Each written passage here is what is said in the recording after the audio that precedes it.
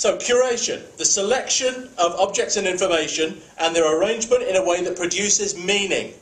And on the social web, curation's become a gesture that we perform every single day, millions of us, every time we click the share a link button. Now, curation's probably as old as language, but you can make a case that the modern idea started at the Great Library of Alexandria. And interestingly, the whole of the early collection at Alexandria was essentially pirated from ships in the harbour.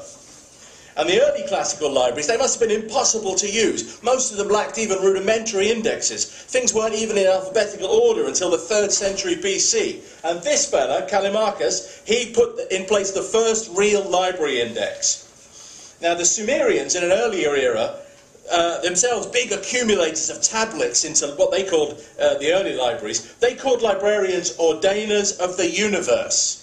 The same demented attention to detail animated the Vatican's long-running bestseller, the Index Librorum Prohibitorum, a bibliography of forbidden texts, in print continuously from 1559 until 1966.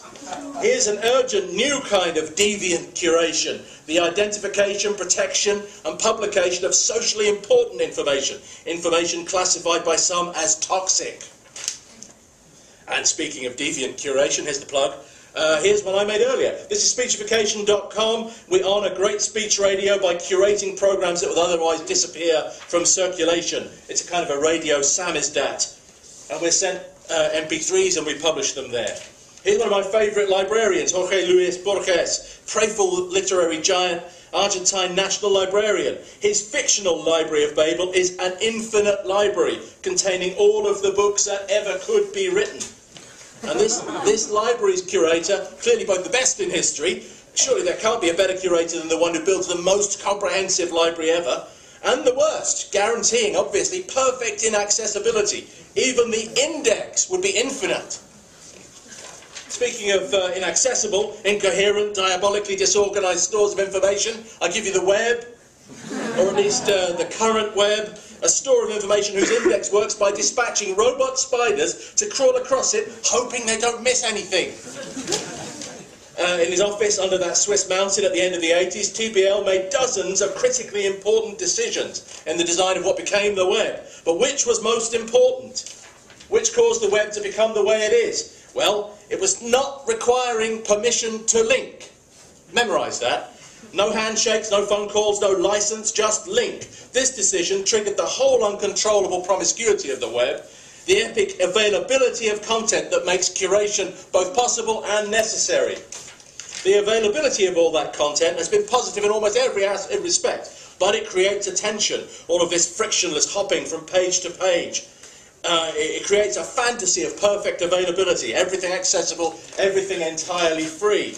And it could have been different if the real-life Doc Brown, Ted Nelson, had ever actually finished his near-legendary Xanadu. The exchange of value would have been implicit, payment automatic, no tension, no paywalls, no walled gardens.